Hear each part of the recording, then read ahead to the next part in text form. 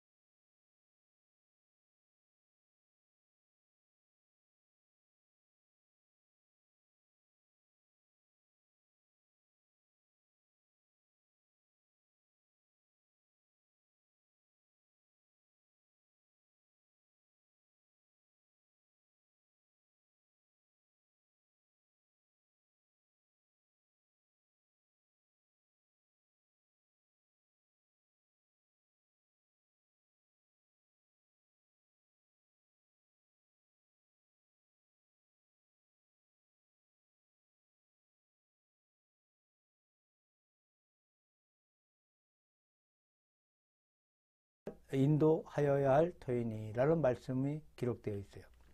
거기에서도 현재 우리 주님께서 예수님 곁에 있던 양들만이 아니라 다른 양들이 또 있습니다. 그들도 내가 인도한다는 말씀을 장차 전 세계에 예수님께서 직접 눈으로 보지 아니했던 수많은 제자들이 생겨날 것이라는 말씀입니다. 요한복음 10장 16절의 이 말씀은 리빙스턴의 무덤에 새겨져 있습니다.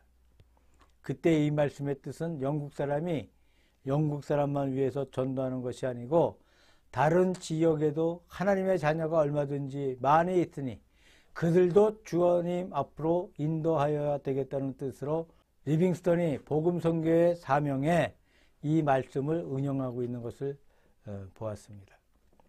또 사도행전 1장 8절의 유명한 말씀 가운데 예수님께서 승천하시기 전에 아버지께서 작정하신 때는 너희의 알 바가 아니고 예루살렘의 회복의 때도 너희가 알 바가 아니고 오직 성령이 너희에게 임하시면 너희가 예루살렘과 온 유다와 사마리아와 땅끝까지 이르러 내 증인이 되리라고 하시면서 성령께서 오실 때의 복음이 예루살렘에서 유다로 또 사마리아로 땅끝까지 전파되어 갈 것을 미리 말씀하고 계시는 것을 봅니다.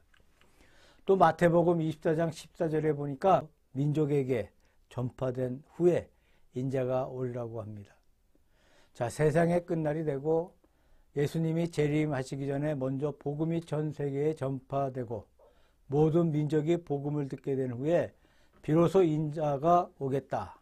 이렇게 세상의 저 멀리까지 내다보시고 계시면서 말씀하고 있습니다.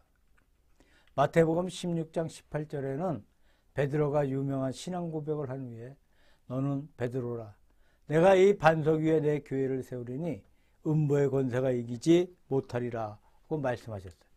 이 반석은 베드로가 고백한 신앙 고백이라고 믿습니다만 탄탄한 신앙 고백이 있는 곳에 내 교회를 세우겠다. 장차 교회가 설 것을 멀리 바라보시고 있는 모습을 보게 됩니다.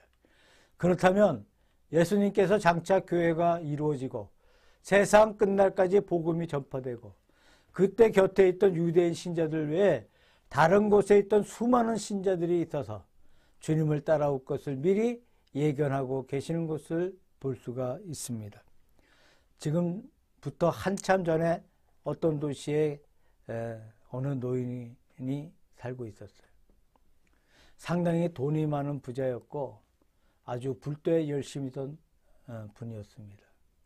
그래서 자기 자신을 위해 절간을 세워놓고 거기에 가서 밤낮 불공을 드리고 불교에 열심이었던 사람이었는데 어떤 기회에 그가 자기가 세웠던 그 절간과 불교를 버리고 기독교로 돌아와서 예수를 잘 믿다가 별세했습니다. 그때는 옛날 일이었으니까 주일 낮 예배, 주일 밤 예배 꼭 교회에 나오는데 종 하나를 앞장 세우고 등불 하나 들고 뒤에 따라와서 예배를 드리고 또 갈 때에도 종을 앞세우고 가는 그런 모습을 본 적이 있습니다. 그 노인이 어떻게 해서 예수님을 믿게 되고 어떻게 해서 불교를 버리게 된 것인가 하면 자기가 불경을 열심히 연구하는 가운데 거기에 이런 구절 하나 보았다는 거예요. 어떤 구절인가 하면 장차 타도가 흥하여 아도가 쇠할 것이다 라는 석가모니의 말이었다고 합니다. 자, 타도가 부흥되고 아도, 즉 석가 자신의 도는 약해지고 말 것이다 라는 말이 있었는데 이 타도가 무엇일까? 이 석가가 약해질 수밖에 없는 타도가 무엇일까 하는 것을 생각해 보는 가운데 아무래도 예수교이다, 기독교이다 그렇게 느끼고 불교를 버리고 기독교를 믿게 되었다는 말을 들어본 적이 있습니다. 저는 석가가 그렇게 말했던 원문 경전 자체를 읽어보지 못했습니다만 만약에 그 말이 사실일 것 같으면 석가가 마지막에 별세할 때 상당히 비관적인 말을 했다고 할 수 있지 않겠습니까? 장차 자기의 도가 쇠해져 버리고 다른 도가 자기 도를 압도할 것이다. 그렇게 예언했더라면 상당히 그 마음속에 비관적인 마음이 있을 것이다. 그런 추측을 해볼 수가 있습니다. 석가는 나이 80세가 되도록 살면서 또 하등에 무슨 누구한테 순교당한 것도 아니고 자기의 도를 잘 전파하다가 자기의 명이 다해 세상을 떠나갔어요. 자, 예수님은 불과 나이 33세에 십자가에 달려 참혹하게 돌아가셨습니다. 석가의 마지막과 예수님의 마지막을 우리가 인간적인 안목에서 비교해 본다면 우선 연세가 80세와 33세입니다. 석가가 예수님보다 배나 더 오래 산 셈이 되겠습니다. 또 석가는 왕자로 태어나서 황태자였고 자기의 부인도 있었고 자기 아들도 있었습니다. 그런 다복한 가정에서 살다가 또 이렇게 자기의 도를 전파하다가 편안하게 죽었어요. 예수님은 짧은 생애를 사셨고 그 생명의 마지막에 십자가에 달려서 그야말로 아주 참혹하게 돌아가셨어요. 만약에 인간적으로 본다면 예수님께서 비관적인 말을 해야 되겠고 석가는 낙관적인 말을 해야 되겠는데 사실은 정반대입니다. 석가가 오히려 비관적인 말을 했어요. 예수님께서는 당신 자신은 십자가에 돌아가시지만 결코 그것으로 끝나는 것이 아니고 복음이 땅끝까지 전파되고 또 이 복음을 세계 곳곳의 사람이 다 믿게 되고 장차 주님의 교회가 이 땅 위에 설립되고 그 당시에 곁에 있던 제자들만 아닌 다른 신자들이 얼마든지 많이 생겨날 것이라고 하는 사실을 아주 멀리 환하게 보고 계셨습니다. 여기에 우리 주님의 거룩한 참 놀라운 선지자적인 안목을 볼 수가 있습니다. 우리가 첫째로 교회의 본질은 하나됨에 있다는 거예요. 장차 올 멀리 있는 교회를 바라보시면서 우리 주님께서는 뭐라고 말씀하셨습니까? 처음 20에서 22절 말씀해 보니까 저희가 다 하나가 되어 라는 말씀이 반복해 나옵니다. 참으로 이 교회의 골자, 교회의 가장 중요한 것은 무엇인가? 하나 되게 하소서. 바로 이 말이었다고 생각됩니다. 하나님은 모든 사람을 다르게 창조하셨어요. 똑같이 창조한 것이 결코 아니에요. 다르게 창조해내고 계십니다. 전부가 다 달라요. 성격도 다르고 얼굴 모양도 다르고 사고방식도 다르고 전부가 다 다른데 다르게 지어내시고 그 다른 모든 사람들이 합해서 하나가 되게 하소서. 여기에 하나님의 뜻이 있는 줄로 생각됩니다. 하나님께서 어떤 동물처럼 사람을 지어내셔서 전부를 똑같이 판에다 찍다시피 찍어내고 다른 마음을 갖지 않게 만들어버리고 아마 이렇게 할 수도 넉넉히 있었다고 생각됩니다. 만약에 그렇게 인간을 창조하셨다면 어떻게 되겠습니까? 물론 하나가 될 수는 있겠죠. 그러나 하나가 될 수 있겠지만 사람의 가장 높은 자유나 가장 높은 행복은 아마 달성하지 못했다고 생각됩니다. 전부가 기계적으로 움직여 살고 있을 거죠. 지금도 공산정권 하에서 살고 있는 통제사회의 백성은 하나님께서 판에 찍은 사람이 아니면서도 하나가 되고 있어요. 그저 꼼짝을 하지 못하게 무서운 힘에 억압이 되어 다른 소리 하나 못하는 것이 통제세계 아니겠습니까? 우리는 그 세계의 통일이 결코 좋다고 믿지 않습니다. 그런 세계 속에 인간의 참된 행복이 있다고 믿지 않습니다. 그렇게 해서는 사람의 참된 행복이 없습니다. 또 그런 세계에서는 하나님 앞에 영광도 없습니다. 사람을 다르게 지어내시고 자유롭게 자기 사상을 발표하면서도 혼연히 하나가 되어 나가는 것, 이것이 하나님 앞에 영광이 되고 사람들도 행복이 될 수 있는 길이라고 생각합니다. 이자 결합이란 말이 있어. 같은 질이 결합하는 것이 아니고 다른 질이 결합해서 하나가 되는, 다른 사람들이 결합해서 하나가 되는 세계를 말하고 있습니다. 다음에 하나가 되는 일의 표징이 기록되어 있는데 27절에 보니까 아버지께서 내 안에 내가 아버지 안에 있는 것 같이 저희도 다 하나 되어 라는 말씀이 기록되어 있어요. 성자와 성부가 하나 되고 있습니다.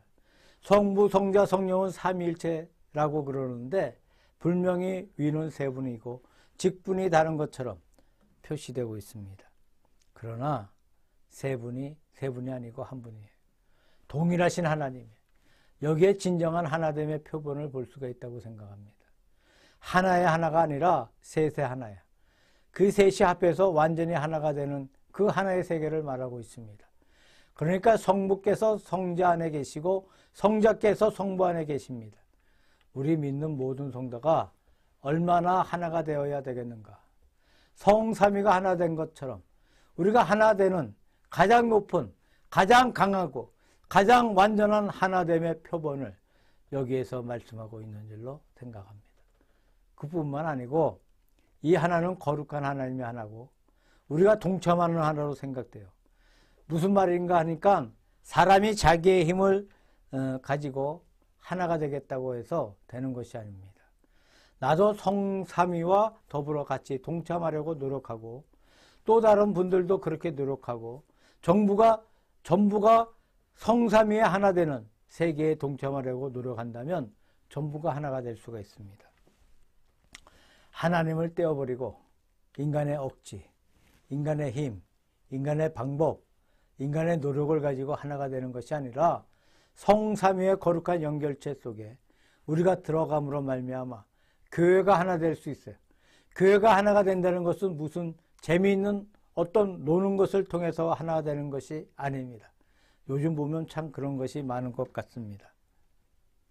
어떤 개를 모아가지고 같이 모여 재미있는 생활을 보내고 식사를 하고 여행을 하고 그래서 하나 되는 것도 있고 또 심지어 술을 마시고 타락한 가운데 술 친구가 있어서 그렇게 하나 되는 수도 있어요. 또 심지어는 도둑질을 한다거나 악을 행하는 가운데 뜻을 맞아 하나 되는 세계도 있습니다. 하나 되는 것이 좋다고 하지만 그런 하나됨을 말하는 것이 아닙니다. 성삼위 안에 우리가 들어가는 융화 속에서 진정한 하나됨이 있을 수가 있는 것입니다. 두 번째로 교회의 본질은 사랑에 있다는 겁니다. 곧 내가 저희 안에 아버지께서 내 안에 계셔 저희로 온전함을 이루어 하나가 되게 하려 함은 아버지께서 나를 보내신 것과 또 나를 사랑하신 같이 저희도 사랑하신 것을 세상으로 알게 하려 함이로다. 자, 세상 속에서 하나가 되는 것입니다. 우리가 혼연히 하나님 안에서 하나가 될 때 하나님의 사랑 안에 거하는 것이 된다는 거예요. 아버지께서 나를 사랑하신 것 같이 아버지가 저희도 사랑하는 것을 저희로 하여금 알게 하옵소서, 이렇게 말씀하고 있습니다. 예수님께서 세례 받으실 때 하늘이 열리고 한 음성이 들려오기를, 이는 내 사랑하는 아들이요 내 기뻐하는 자라고 했어요. 자, 하나님께서 예수님을 사랑하신다는 말씀이에요. 그건 틀림없는 사실이 아니겠습니까? 하나님이 가장 사랑하시는 독생자 예수 그리스도를 이 땅 위에 보내주셨습니다. 자, 그렇다면 이 사랑의 표준이 무엇입니까? 성부께서 성자를 사랑하신 것 같이 우리 모든 사람도 사랑하신다고 하십니다. 그러면 성부가 성자를 사랑하는 것이 우리를 사랑하신 첫째 원인이 된다는 겁니다. 무엇 때문에 우리가 하나님의 사랑을 받는 것인가? 성부께서 성자를 사랑하시기 때문에, 성부 성자 간의 사랑이 있기 때문에 그 사랑이 넘쳐서 우리에게까지 오게 되는 것이라는 거죠. 그래서 그 사랑이 우리를 사랑하시는 거룩한 사랑의 근본 원인이 된다는 말씀입니다. 그것이 표준이 되는 거예요. 하나님께서 얼마나 사람을 사랑하시는 것인가. 성부께서 성자를 사랑하신 것만큼 우리를 사랑하십니다. 성부 하나님께서 성자를 십자가에 매달아 못 박아 죽이셨어요.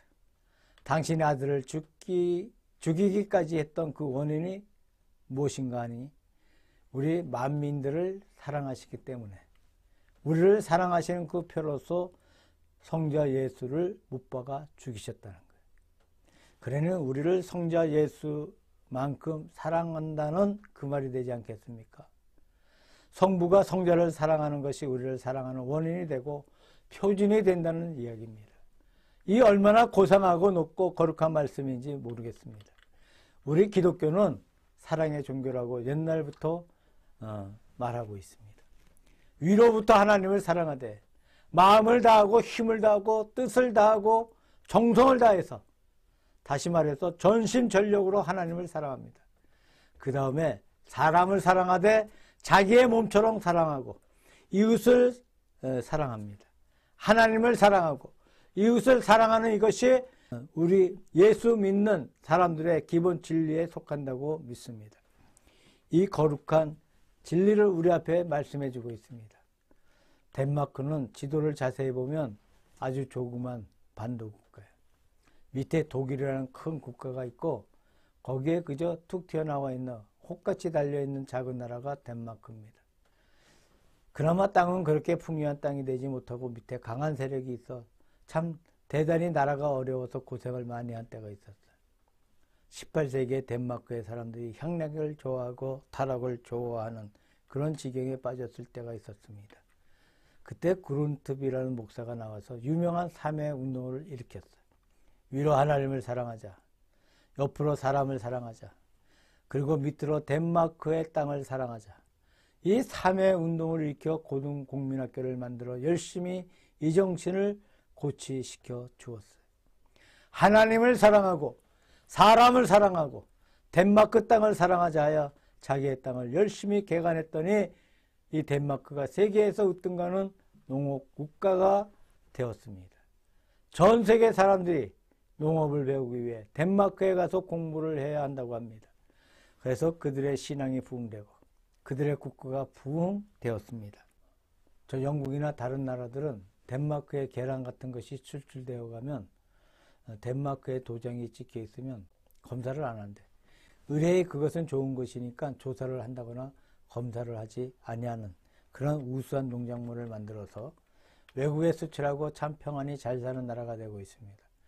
그들의 정신이 위로 하나님을 사랑하고 그 다음에 사람을 사랑하고 자기의 땅을 또한 사랑했어요. 그 사랑을 간직할 때에 신앙도 건전하고 생활도 건면하고 모든 정신이 높아졌던 사실을 볼 수가 있습니다. 우리 교회의 가장 중요한 교훈은 하나가 되는 것이고 또 하나가 되어 사랑하는 것입니다.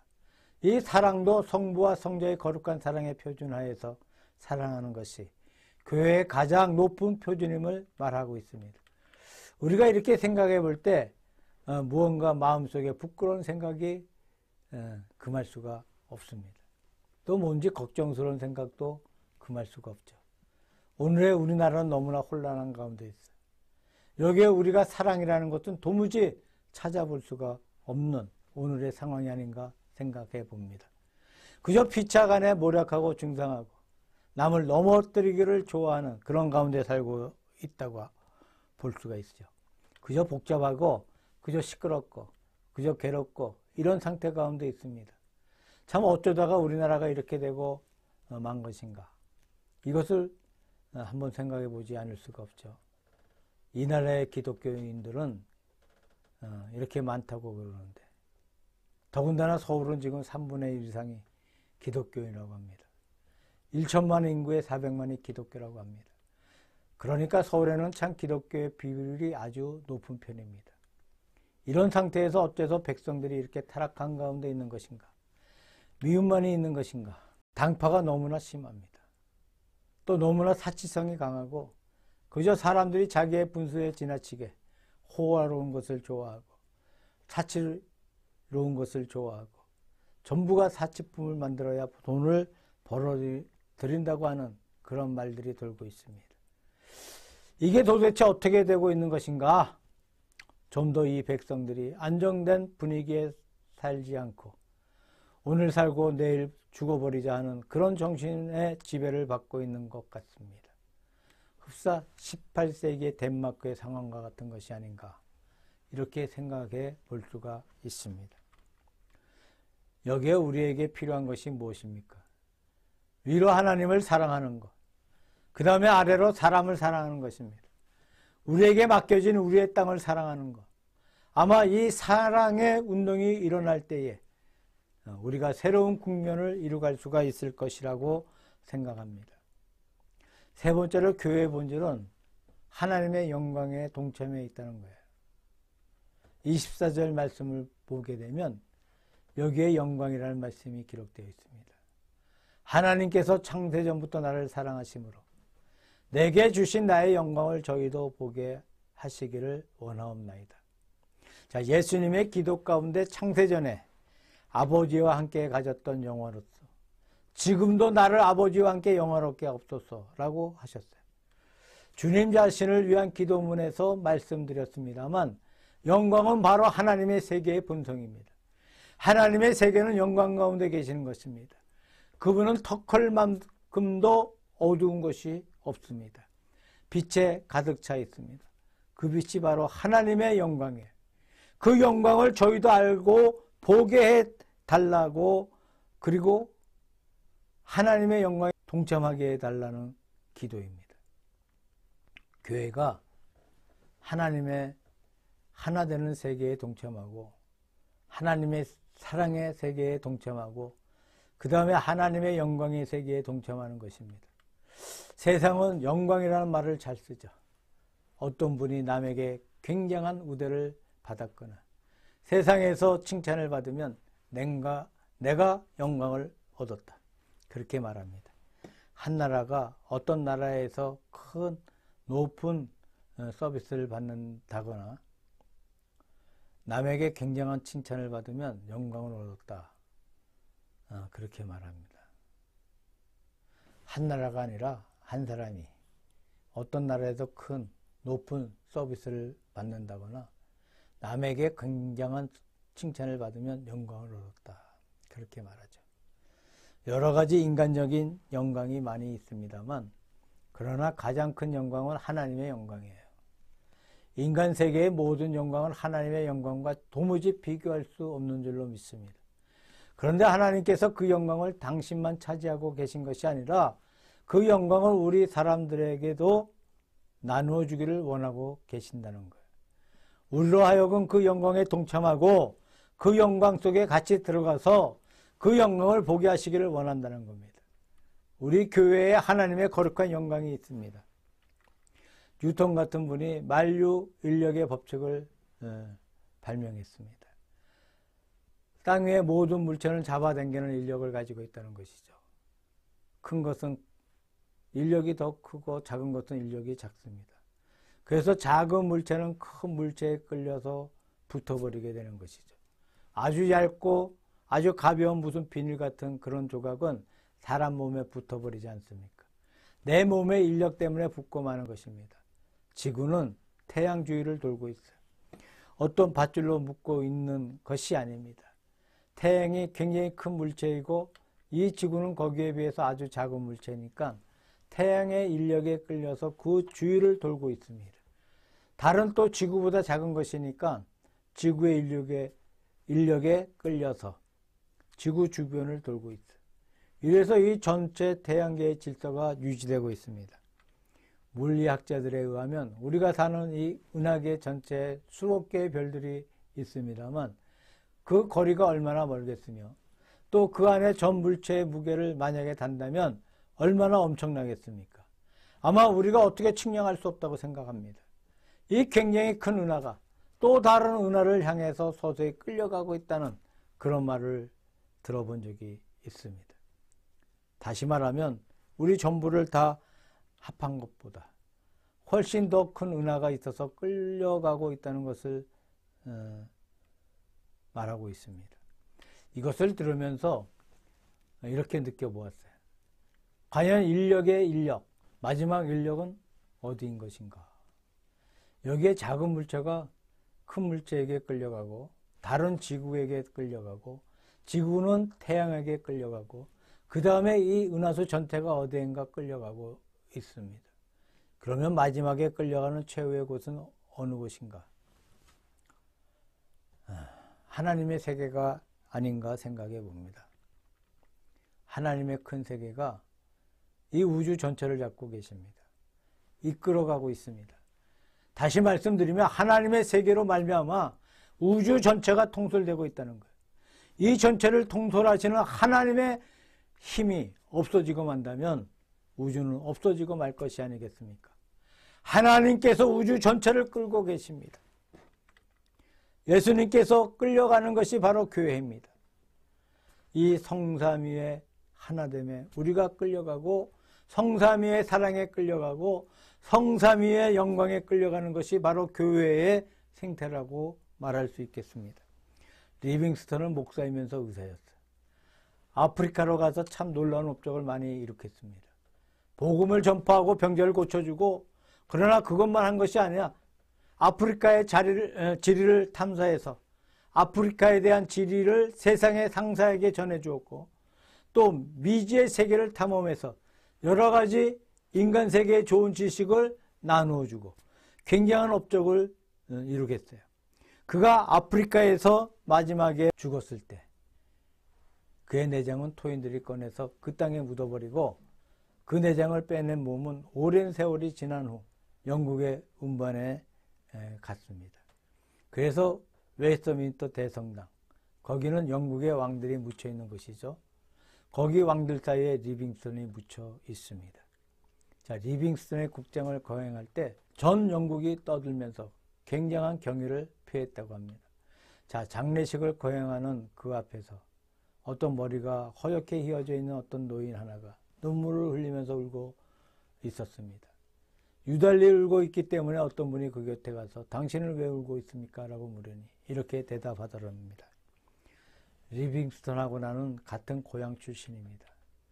우리는 나이도 비슷합니다. 우리는 같은 국민학교에 다니고 같은 중학교에 다니고 같이 공부를 한 사람이에요. 아주 다정한 친구였는데 늘 같이 다니면서 공부하고 늘 같이 다니면서 교회에 가곤 했는데 나이 한 20살 가까이 될 때 저는 그만 교회를 떠나버렸습니다. 술 마시기를 좋아하고 놀기를 좋아하고 더 이상 공부를 하지 아니하고 교회를 또 떠나버렸습니다.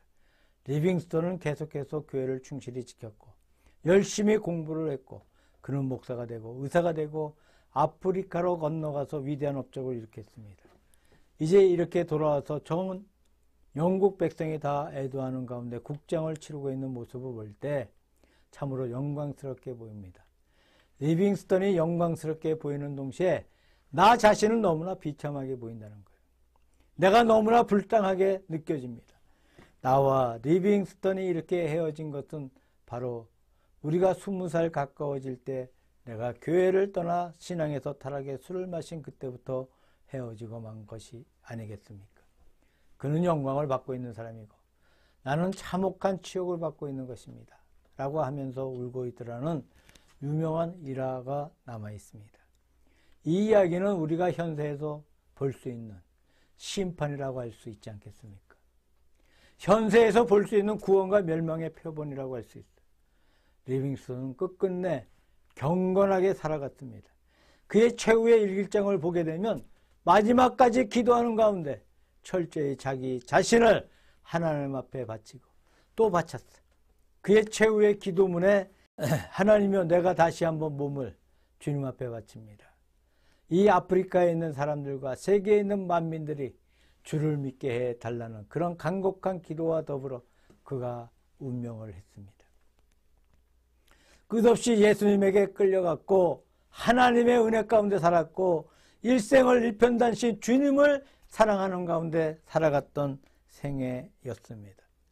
자, 인간의 안목에서 본다면 영광스럽게 살다가 영광스럽게 세상을 떠나갔습니다. 그러나 하나님을 떠나가 버린 사람은 방종한 생활을 보내다가 치욕적인 죽음으로 죽는다는 이야기입니다. 우리 교회의 본질이 무엇인가? 교회의 본질은 하나 되는 거예요. 하나됨은 어떤 표준의 하나됨인가? 성삼위의 하나됨처럼 우리도 하나 되는 것입니다. 그 다음에 교회의 본질은 사랑이에요. 이 사랑의 표준 역시 성삼위의 사랑에 우리가 동참하는 것입니다. 성부께서 성자를 사랑하신 같이 우리도 사랑하십니다. 우리가 그 사랑에 동참합니다. 하나 되고 사랑할 때 그 결과는 성삼위의 영광에 우리가 동참하는 것이죠. 창세전에 영원히 있었던 그 영광 속에 우리가 같이 동참해서 우리가 그 영광을 보며 그 영광을 누릴 수 있습니다. 이것이 바로 교회의 모습인 것입니다. 예수님께서 당신의 십자가에 돌아가셨지만 멀리 교회가 세워지고 저 멀리 따라오는 수많은 성도가 있는 것을 바라보시면서 그들을 위해 이렇게 기도하셨어요. 그렇다면 우리 교회의 목표가 바로 여기에 있어야 된다고 믿습니다. 예수님께서 우리를 위해 기도하신 이것이 우리 교회의 올바른 모습이 되고 교회가 늘 노력하고 교회가 늘 노력하는 모습이 되어야 되겠습니다. 우리 교회가 힘써서 따라가야 할 모습이 바로 여기에 있다고 믿습니다. 작게는 우리들 교회가 참으로 하나 되는 교회가 되고 피차간에 사랑하는 교회가 되어 영광스러운 교회가 되어야 하겠습니다. 그리할 때 우리 땅 위에 있는 모든 교회가 하나 되는 이것을 위해서 하나님 앞에 기도하는 우리의 기도가 주님 앞에 상달될 줄로 믿습니다. 기도합시다.